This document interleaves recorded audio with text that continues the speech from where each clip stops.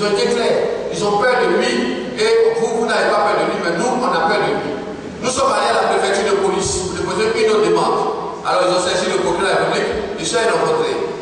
Et il nous dit, maître, vous êtes dans le droit, mais c'est un dossier sensible. Et ça veut dire quoi en droit? Moi je veux savoir ce que ça veut dire en droit.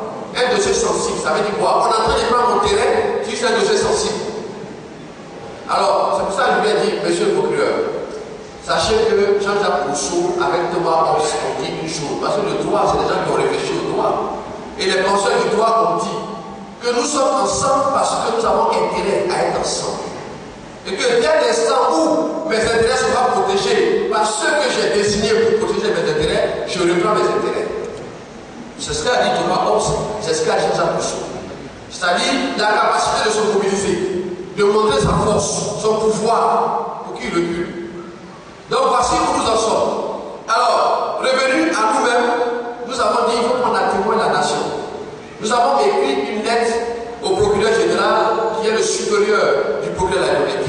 Nous avons envoyé tous les éléments, les preuves, les documents pour lui dire voici ce que monsieur le procureur de la République d'Abidjan Plateau refuse d'exécuter. Nous avons envoyé une copie de ce dossier au ministre de la Justice. Nous avons envoyé une copie de ce dossier au Premier ministre, au ministre de l'Enseignement supérieur, à l'université, à tout le monde, à l'ONUCI, tout le monde, pour leur dire, vous dites que vous bâtissez un état de droit. Ce problème n'est pas politique. Le problème que nous avons venu n'est pas politique. Pas que les gens s'effraient. Il n'est pas politique. C'est une question d'état de droit et de suivi de chacun d'entre nous. Un pasteur allemand a 17 pensées. Ce n'est pas un prêtre, c'est un pasteur allemand qui a 17 pensées. Si vous lisez l'histoire, vous allez voir que beaucoup de pasteurs ont changé l'histoire. Il a dit, quand ils sont venus chercher les juifs, je n'étais pas juif, je n'étais pas concerné, je n'ai rien dit.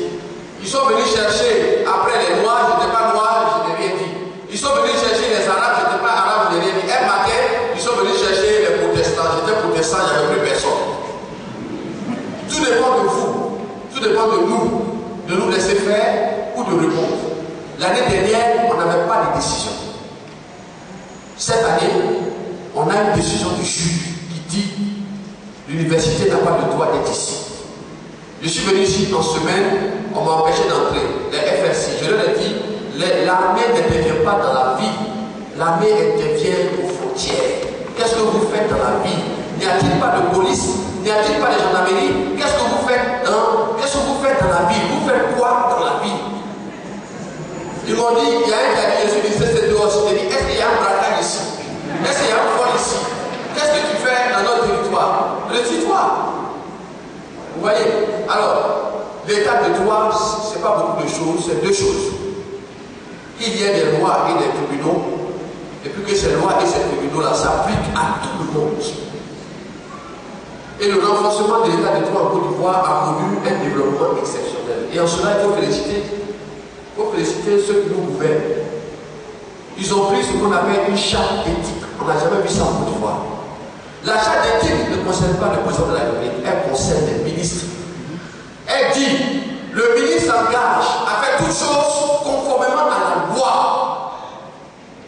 La charte éthique, allez sur Internet, tapez charte éthique en Côte d'Ivoire, vous allez avoir une copie en PDF. Alors, un ministre qui a signé cette charte, qui est venu nous créer tous les devoirs, qui a été reconduit avec la dissolution du gouvernement, qui continue d'ouvrir des routes qui n'ont pas de raison d'être, qui refuse la loi, qui refuse la justice. Mais qu'est-ce qu'on va faire? Qu'est-ce qu'il nous laisse? Il nous laisse quoi? Il nous laisse la mobilisation. Il faut qu'on lui dise que nous sommes aussi des citoyens. Parce qu'il veut nous refuser la qualité des citoyens. Il veut nous refuser la qualité d'Ivoiriens. Mais il veut dire que nous ne sommes pas dans le concert de l'Ivoirien, mais nous y sommes. Et il faut que, par la disposition des choses, à un moment donné, ils comprennent que nous sommes à la fois citoyens du ciel et citoyens 100% de la terre, et qui ne prendra pas ce terrain. Moi, pour ma part, je tiens à vous dire une chose. L'église de Bokoti sera délivrée de ce temps. Je vous le dis. C'est-à-dire, ceux qui ont commencé, ils vont reculer. Ils vont reculer. Mais la question que je pose depuis cette semaine à tous ceux que je rencontre, quelle aura été ta place dans cette histoire? C'est la question que je pose à chacun d'entre vous. Que vous soyez de la presse, que vous soyez de l'église, que vous soyez dans d'autres communautés, sachez que ce problème-là, peu d'hommes parlent, mais tout le monde nous observe.